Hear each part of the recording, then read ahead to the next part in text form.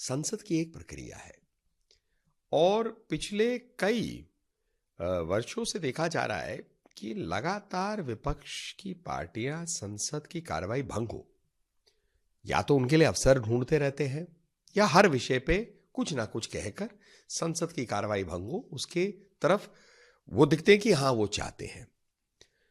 कानून कैसे बनता है? कानून बनता है यदि संसद पारित करेगा। एक प्रक्रिया है, उसमें चर्चा होगी। अब किसी को पसंद नहीं है, संशोधन लाना चाहते हैं, वो इस प्रक्रिया के तहत हो सकती है।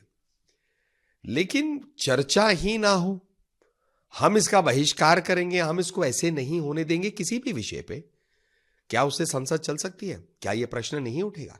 जनता मानेगी नहीं कि कहीं ना कहीं विपक्ष चाहता है कि संसद की प्रक्रिया ना चले या कार्रवाई बंद हो। अब वकफ पे उनको कुछ कहना है तो एक लोकतांत्रिक प्रक्रिया से कहा जा सकता है जो कहना चाहते हैं। भंग करने से कैसे काम होगा? कांग्रेस पार्टी जैसा देखा जा रहा है दिल्ली के चुनावों में राजनीतिक रूप से बहुत पीछे पड़ गई है या पिछड़ गई है।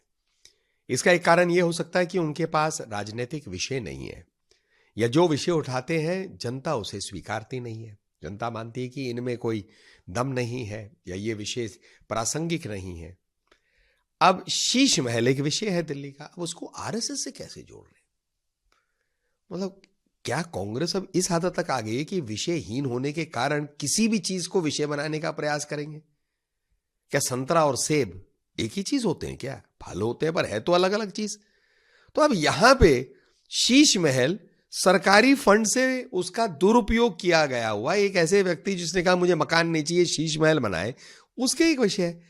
आरएस का भवन जो है, संतों ने सबने मिलकर श्रमदान से मिलकर एक खड़ा किया है दफ्तर उनके लिए, इसको शीश महल से जोड़ना तो ये दिखाती है कि कांग्रेस पार्टी विषयहीन है या ऐसे ऐसे विषय बनाने के प्रयास में ताकि कहीं ना कहीं राजनीतिक चर्चा में वो प्रासंगिक रहे।